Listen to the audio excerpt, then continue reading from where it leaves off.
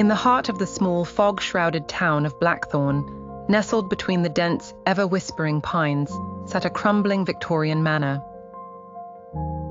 Inside this haunting house was a doll, a ragged porcelain figure with eyes that glittered unnaturally under the pitch-black night. This doll, known as Eleonora, was infamous in the town for reasons no one dared speak of openly. Lydia, an antique enthusiast, arrived in Blackthorn after her curiosity was piqued by tales of the cursed doll. Driven by a fascination with the arcane secrets of the past, she found herself at the doorstep of the Rutherford estate, the manor's off-hinged front door bemoaning her arrival with an eerie creak. "It's only a doll," she reminded herself, her voice barely a whisper against the muted air. The manor, in its decay, smelled of damp wood and ancient dust, a scent that seemed to cling to Lydia's clothes as she ventured inside. Her footsteps echoed through the empty halls until she reached the parlor where Eleonora sat, primly placed on a faded ottoman.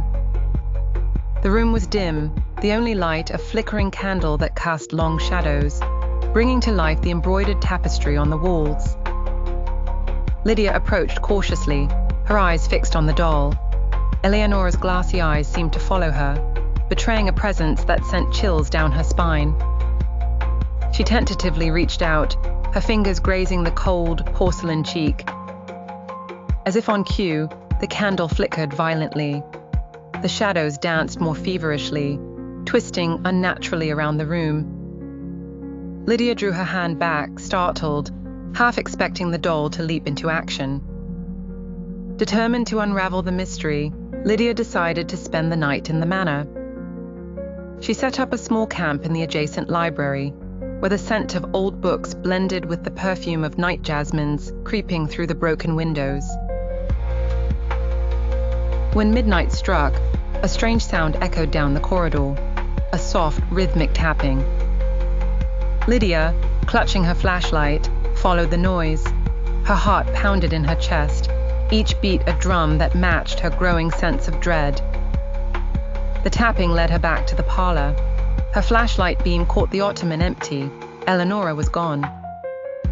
Panic set in as she scanned the room, only to find the doll had moved to a chair by the window, its head turned slightly as if gazing outside.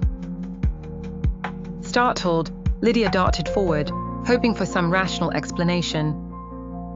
Yet, when she approached, the chair was vacant. A chill crept over her skin.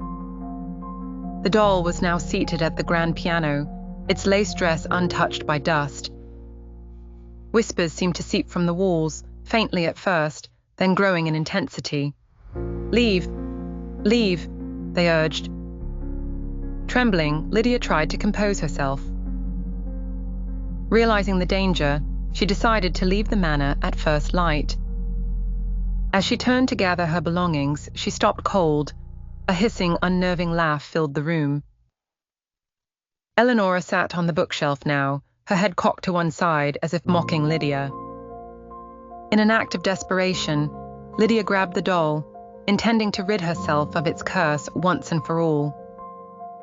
But as she held it, she felt a powerful surge.